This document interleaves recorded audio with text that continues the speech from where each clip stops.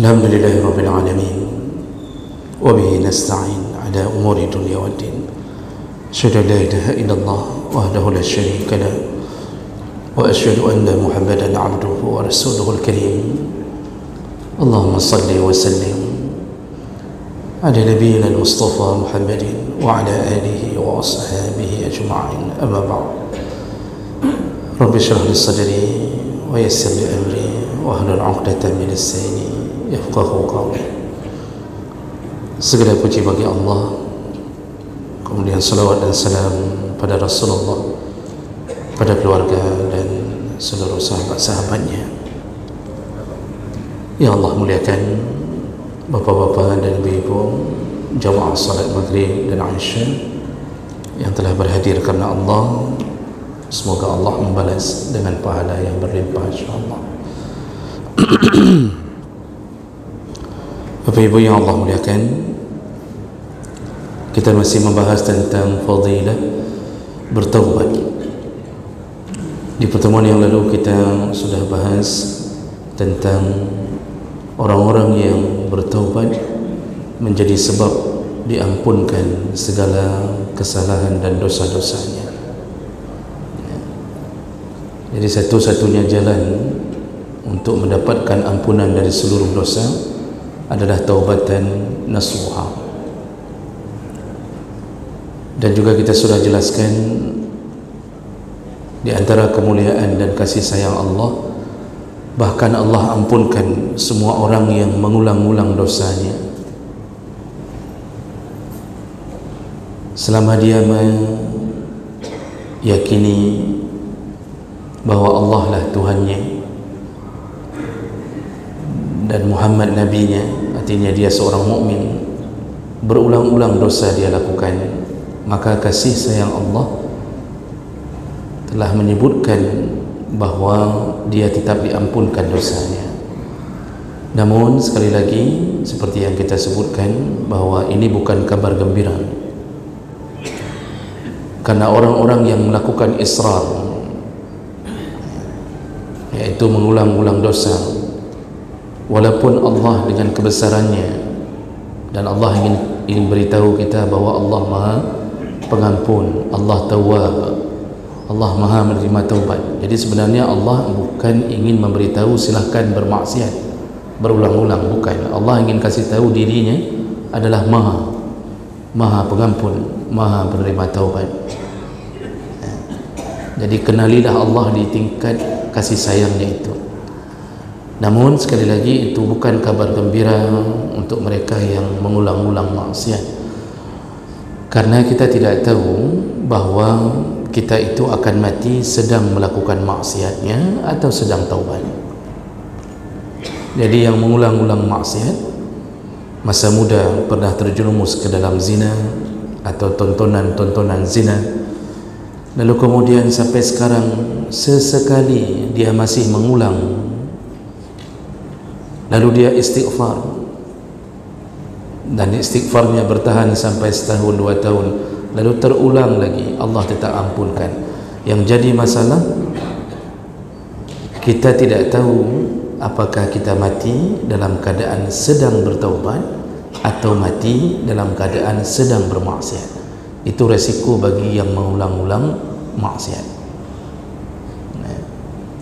Jadi jawab oleh Allah bahwa orang yang bertaubat mendapatkan fadilah, keutamaan diampunkan semua kesalahannya dan dosa-dosanya. Baik, itu sekedar pengingat ulang bagi mereka yang lupa dan atau tidak berhadir di pertemuan yang lalu. Kita lanjutkan fadilah berikutnya, ya, dari orang yang bertaubat, bahwa orang-orang yang bertaubat dia menjadi penyebab datangnya kegembiraan Allah. Jadi taubatnya menyebabkan Allah gembira. Dan ini adalah salah satu di antara keagungan dan kebesaran Allah. Kalau seandainya tidak ada janji Allah bahawa Allah senang dan gembira kepada orang yang bertaubat, maka sungguh itu akan tergantikan dengan kebencian Allah. Tapi kita diberi kesempatan oleh Allah untuk taubat, malah taubatnya kita setelah mengejek Allah, mengkhianat kepada Allah, setelah kita melecehkan agama ini, bahkan mungkin orang kafir yang taubat dengan bersyahadat, mungkin dia setelah menghinakan Allah, tapi ternyata Allah gembira dengan kedatangannya.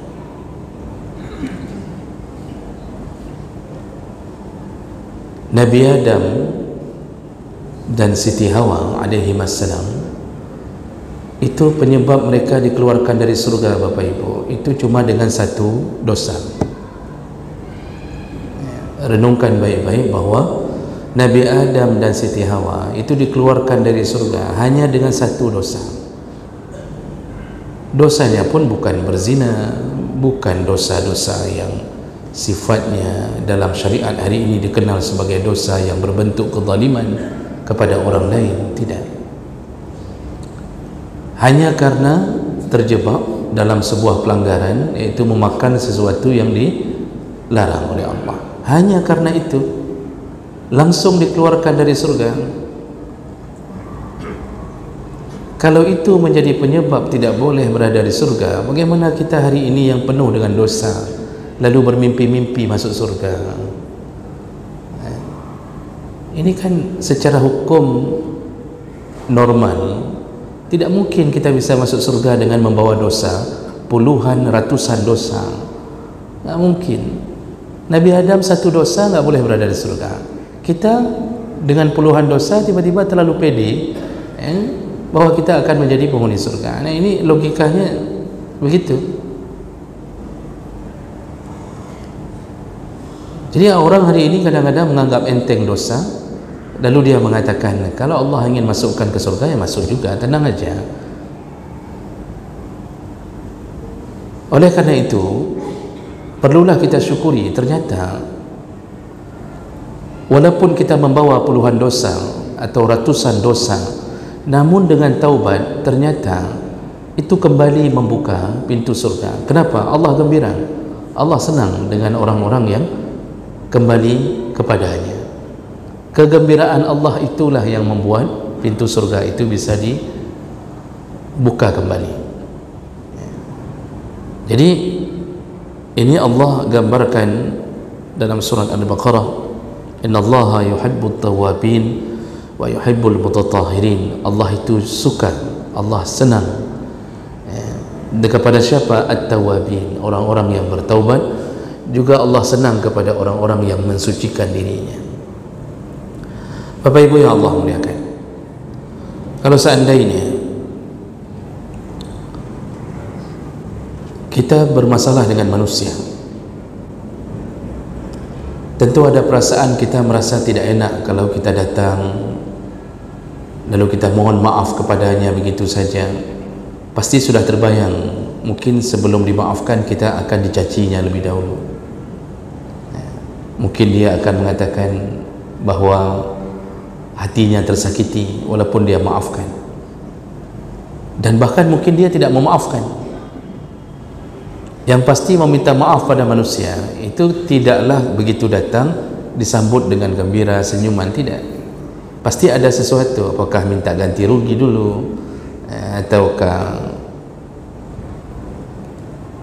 balas dulu luka dengan luka, atau apa sajalah kalau berurusan dengan manusia. Susah sekali mendapatkan manusia, bahkan mungkin hampir tidak ada, ketika kita melakukan kesalahan kepadanya, lalu kemudian ketika kita datang memohon maaf, langsung dari pintu disambut dengan senyuman, masuklah, disediakan minuman, lalu kemudian diberikan makanan, lalu dia bergembira, senang sekali kita datang minta maaf. Itu mungkin jarang sekali, Pak. Jarang sekali. Yang banyak disediakan minuman tapi sianida. Oh masuklah, engkau telah bunuh anakku, masuk. Disediakan minuman tapi racun sianida. Disediakan makanan tapi untuk membuat kita mudarat. Paling kurang kita disihirnya kalau dia kurang imannya, macam-macam bisa terjadi. Itu hubungan dengan manusia, Pak. Ya. Jadi Allah titipkan sifat pemaaf pada manusia ada, tapi persennya sedikit. Sedangkan Allah menyebut dirinya Afun. Allah itu Maha Memaaf. Yuhibbul afwa. Dalam hadis, Allah suka sekali dengan kemaafan. Maka Allah muliakan orang-orang yang di dalam dirinya ada sedikit sifat Allah. Tapi ya normalnya manusia, kita ini kan memang ditakdirkan untuk punya hati, punya rasa yang kita mungkin kalau tersakiti susah untuk melupakannya. Tapi Masya Allah, ketika kita tidak temukan pada diri manusia kegembiraan di saat kita minta maaf, kadang-kadang modelnya dia akan mengatakan, ya sudah, saya sudah maafkan, tapi jangan coba-coba ulangi ya, sekali lagi ya, awas ya, sekali lagi ya. Kita pulang dengan wajah yang dihantarkan dengan wajah yang tidak bersahabat, apalagi datang minta maaf saja kurang bersahabat, apalagi waktu dihantarkan pulang ya. Walaupun sudah dimaafkan, mungkin di belakang kita dia akan mengatakan ke suaminya, suami akan mengatakan ke istrinya, itu orang itu walaupun dah kita maafkan tapi cukup sakit hati dong ya, kok sakit hati, pasti dia mengatakan tu sakit sekali hati saya ya. Itu manusia. Dan kita tidak menduga ternyata semua pengkhianatan kita kepada Allah dengan bermaksiat di atas bumi Allah, ketika kita datang memohon maaf kepada Allah, yang Allah perlakukan itu tidak terduga sebenarnya. Ternyata Allah sangat-sangat gembira, sangat gembira, dan gembiranya itu di atas gembiranya makhluk.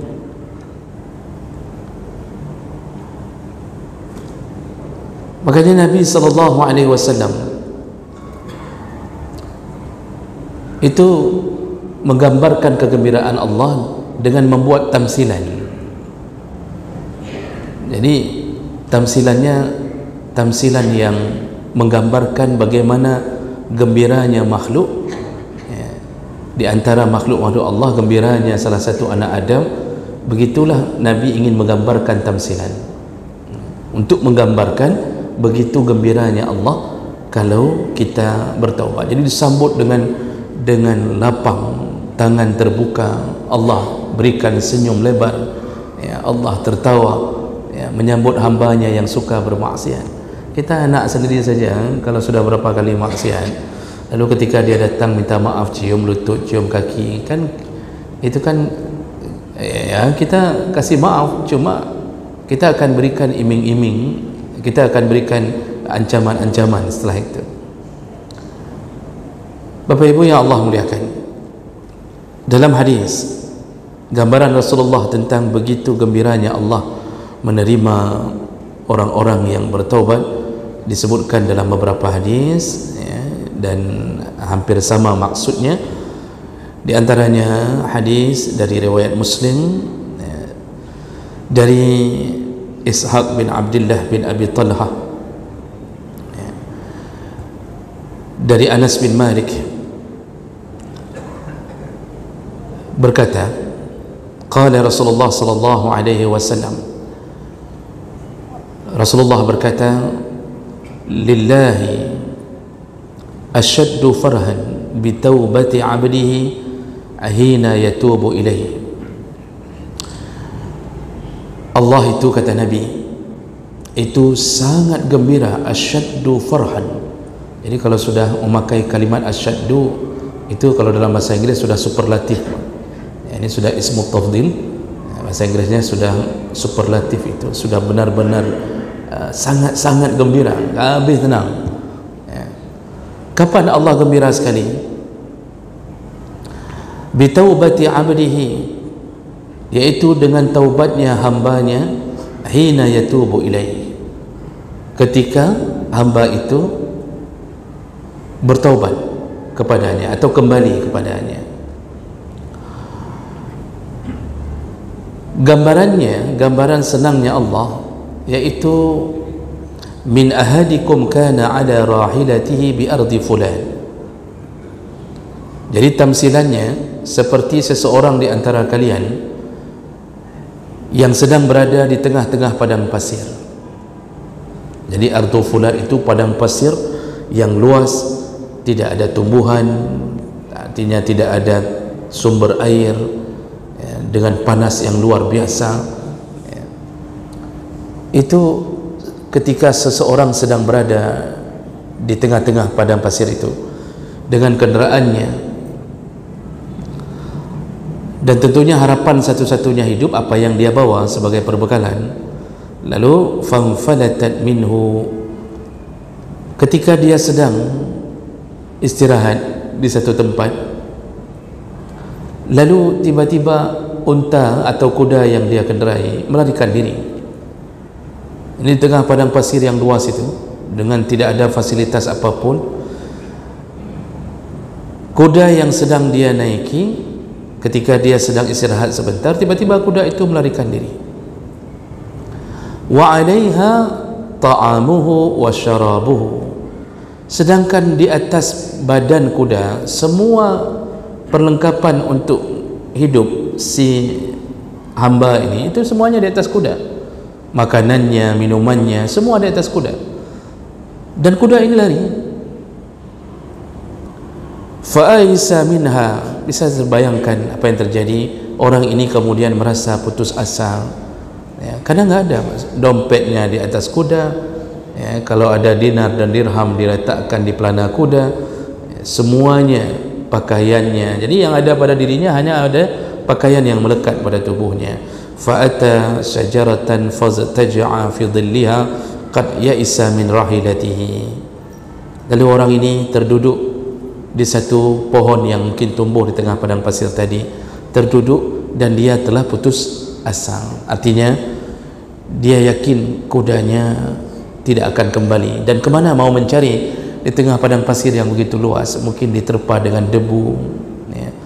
Lalu kemudian tidak nampak pandangan, dan dia putus asa, terduduk di satu tempat, dia hanya menunggu kematiannya. Ini kata Nabi tamsilannya. Jadi orang ini sudah, ya sudahlah, pasrah sajalah, mau jalan kaki pun tak mungkin, ya. Nah, jadi semua ini itu akan membuat dia merasa bahwa dia tidak mungkin lagi bertahan hidup.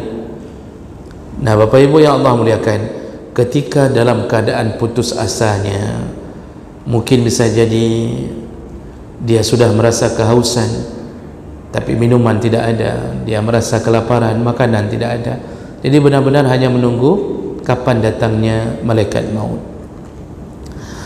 Fabaina huwa kadzalik, ketika keadaannya seperti itu, iza huwa biha qa'imatun indahu, tiba-tiba ketika dia sudah tidak ada lagi harapan untuk bisa bertahan hidup, mungkin kafilah pun tidak ada yang lewat, dia tahu itu bukan tempat orang yang berlalu lalang, tiba-tiba muncullah kudanya kembali.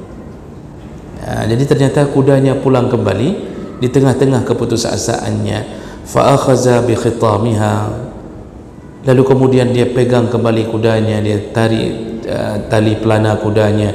Summa qala min syiddatil farah, dan dia sangat senang, senang sekali. Ternyata apa yang dia rasakan tidak seperti yang dia angankan. Dia berfikir dia akan mati, ternyata kudanya kembali, makanannya kembali, minumannya kembali, ya, uangnya kembali, dengan kembalinya si kuda tadi. Lalu saking senangnya dia berkata, Allahumma anta abdi wa ana rabbuk.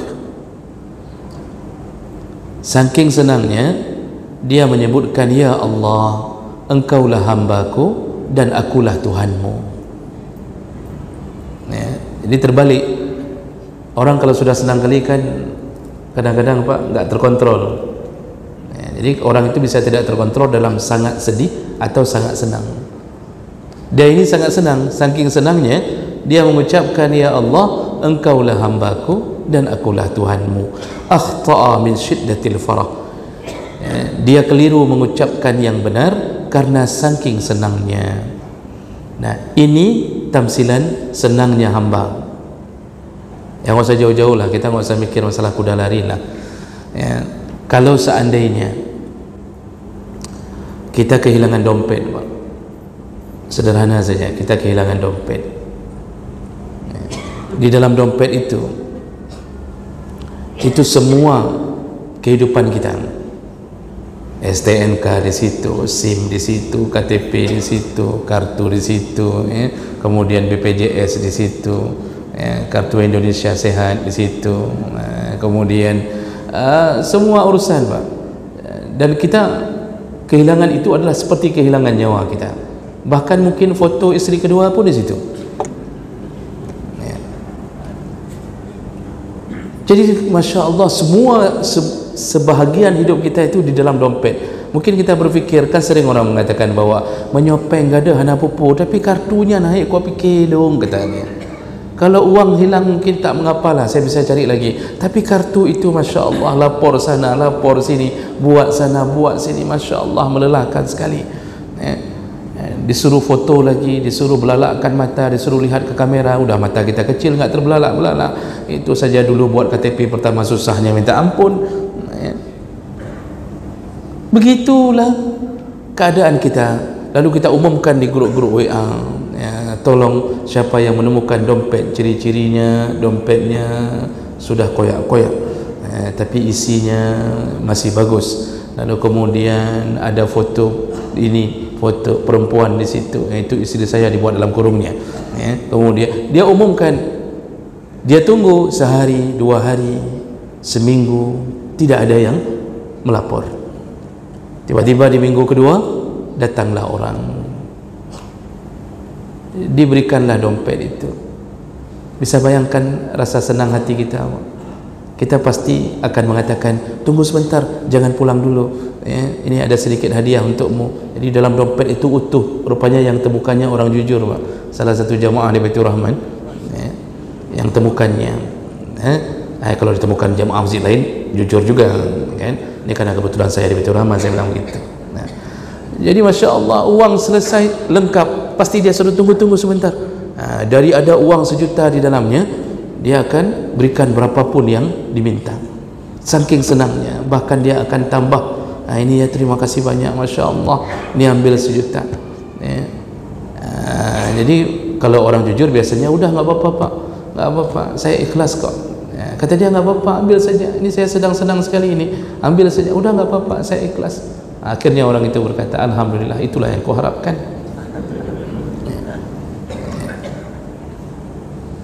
Bisa bayangkan perwakilan hati kita, Pak, ketika menghadapi masalah seperti ini. Atau anak kita diculik, Pak. Diculik, kemudian hilang entah kemana ya, kita buat pengumuman di mana-mana, tiba-tiba anak kita kembali tanpa kurang apapun. Bayangkan bahagianya hati, karena itu akan berlawanan ketika anak kita temukan dalam keadaan sudah jadi mayat. Itu kesedihan yang luar biasa ya, luar biasa. Di Malaysia ketika kami masih berada di sana, itu ada satu kejadian heboh. Jadi seorang ayah, heboh satu Malaysia, sampai TV nasional semuanya memberitakan itu. Jadi ada ayah, seorang supir taksi ya, ibunya ibu rumah tangga, itu kehilangan anak umur 5 tahun atau 6 tahun, perempuan, di pasar malam. Pergi ke pasar malam di dekat rumahnya, hilang. Lalu kemudian mulailah dicari dengan menempelkan foto anak ini, Pak. Ya. Jadi anaknya masih, Masya Allah, masih kecil, imut-imut, Pak. Orangnya dalam keadaan ternyata punya sakit mah ya, sehingga dia harus minum obat. Begitu susahnya hati orang tua ini.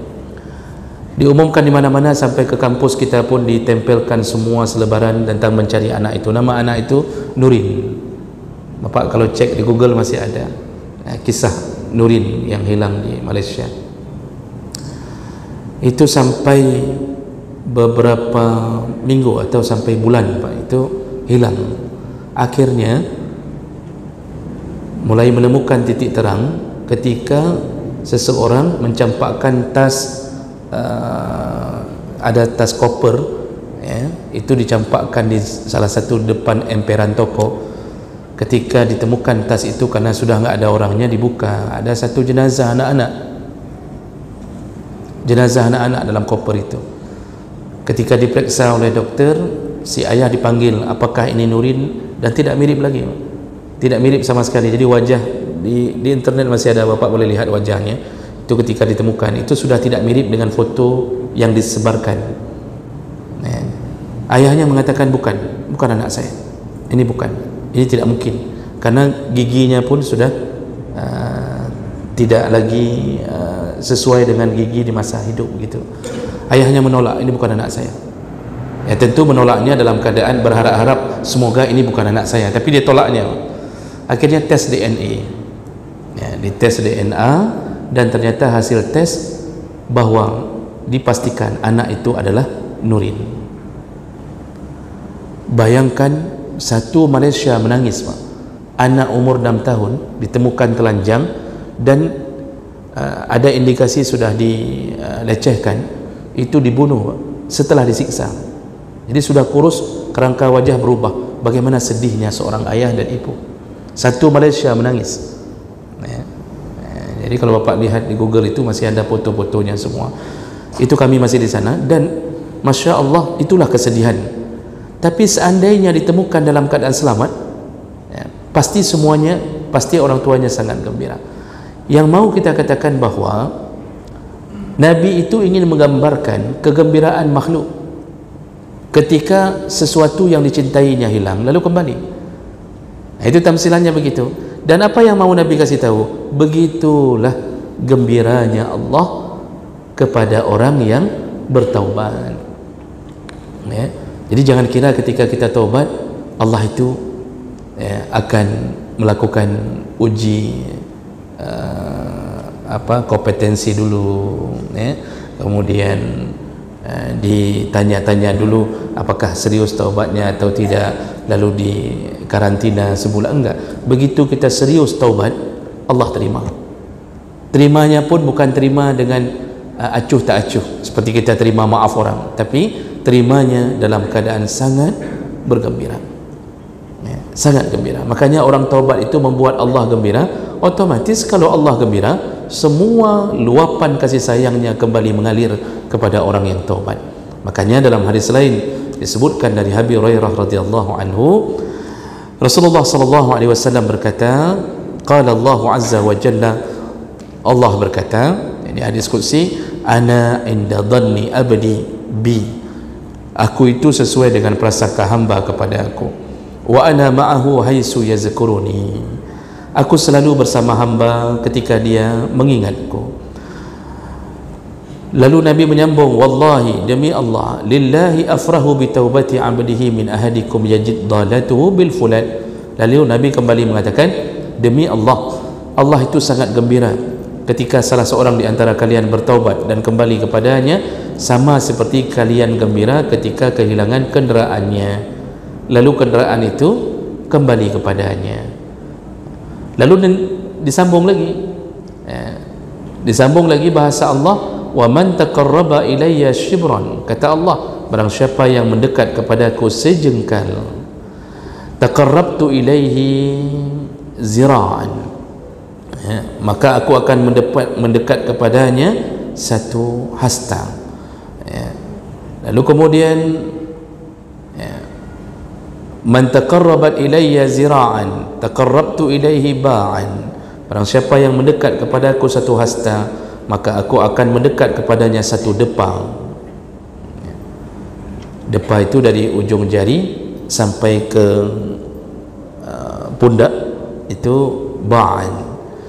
Wa iza aqbala ilayya yamshi aqbaltu ilaihi aw harwin, kata Allah, barang siapa yang mendatangiku atau kembali kepadaku dengan berjalan, maka aku akan mendatanginya dengan berlari. Jadi itu janji Allah dalam hadis riwayat Muslim, dalam hadis qudsi ini. Oleh karena itu, orang taubat selalu ditunggu-tunggu oleh Allah Subhanahu wa taala. Nah, jemaah mulakan Allah, satu perkara yang perlu kita pikirkan baik-baik, bahawa dalam agama ini pandangan Allah itu lebih suka kepada orang yang merasa dirinya dalam dosa, lalu dia mulai merasa dirinya rendah di hadapan Allah, berlumuran dengan dosa, dia punya kenistaan, dia punya aib, lalu dia terus menundukkan wajahnya, hatinya di hadapan Allah, bahkan dia mungkin tidak pede berhadapan dengan manusia karena teringat dengan dosa-dosanya. Itu lebih dicintai Allah dibandingkan orang yang merasa tidak pernah ada dosa. Jadi berhati-hatilah kepada kita yang mungkin selama ini terlalu percaya diri bahawa seakan-akan kita ini adalah hamba yang tidak pernah berdosa, lalu kita merasa menjadi orang saleh, kita merasa bahawa semua yang kita pandang adalah orang-orang yang penuh dengan dosa, aib, sedangkan kita adalah orang yang sempurna. Kita selalu melihat orang bahawa dialah pendosa dan akulah orang yang tidak berdosa, dan ini orang yang tidak disukai Allah. Allah lebih suka orang yang ketika melakukan dosa lalu merasa bersalah kembali kepada Allah dibandingkan dengan orang-orang yang selalu merasa bahawa dia adalah hamba yang dipelihara Allah dan hamba yang saleh, dialah orang alim, dialah ulama. Makanya hati-hati ketika perasaan tawaduk itu hilang pada diri. Ini kita juga ingin sampaikan kepada saudara-saudara kita yang sudah taubat, yang dulu mungkin juga dia adalah pelaku dosa, hari ini dia sudah taubat, sudah menuju ke musalla-musalla, dia sudah salat berjemaah, lalu kemudian ketika dia menghadapi orang-orang berdosa, seakan-akan dia melupakan bahawa dia dulu pernah berdosa. Apalagi sampai berkelompok-kelompok hanya untuk berteman dengan sesama orang yang bertaubat. Jadi merasa bahawa inilah teman kita, tidak layak berteman dengan fulan ya. Ini hati-hati Pak. Perasaan sombong ini, sombong kerana merasa diri alim, merasa diri sudah diterima taubat, padahal taubat itu diterimanya kapan? Ketika sakaratul maut datang, kita bertahan istiqamah dengan taubat, di situ baru diterima. Jadi bukan karena kita berubah pakaian lalu kita merasa sudah terima taubat. Kadang-kadang ada orang itu hanya pindah dosa Pak. Dulu dari berzina, dulu makan riba, dulu mencuri, dulu ini pindah. Dia merasa sudah hijrah, tapi pindah dosanya, berpindah menjadi dosa hati, berubah jadi sombong, berubah jadi merasa bahawa dialah yang sudah diterima semua amal salehnya, lalu dia menganggap orang lain semuanya dalam keadaan sedang berdosa. Dia hanya pindah dosa saja. Jadi dari pindah dosa fisik menjadi dosa hati, dan inilah penyakit yang terjadi. Maka mohon maaf kalau seandainya dulu kita punya pakaian seksi. Misalnya ada ibu-ibu ni, ada perempuan dulu pakaiannya seksi Pak, pakai celana ketat, baju ketat. Alhamdulillah berkat satu pengajian, lalu kemudian Allah beri hidayah, ini sudah taubat, lalu berubah pakaiannya. Alhamdulillah pakaiannya sudah besar-besar, bajunya pakai gamis besar, jilbabnya besar, sepatunya besar, lalu kemudian orangnya juga sudah bertambah besar, pokoknya sudah besar-besar semuanya. Lalu alhamdulillah sudah pakai cadar, lalu kemudian dia memandang sinis kepada orang lain, bicara pun tak mau, salam pun tak disahut. Kenapa? Bukan orang kita, tidak satu manhaj dengan kita, itu orang lain, beda. Subhanallah, penyakit ini hati-hati di saat kita sudah merasa saleh. Dan ini hamba bisa jadi dia sedang di dalam pantauan Allah, yang Allah mungkin bisa menjatuhkan dia dalam kesombongannya. Sedangkan Nabi sudah mengatakan satu butir biji sawi kesombongan melekat di dalam hati, haram surga, haram surga. Kalau sudah taubat, taubat sajalah, tetap merendahkan diri, dan Allah pasti gembira dengan taubatnya kita. Baik, insya-Allah kita sambung kembali di pertemuan yang akan datang. Subhanakallahumma bihamdik, asyhadu an la ilaha illa anta, astaghfiruka wa atubu ilaik. Wassalamualaikum warahmatullahi wabarakatuh.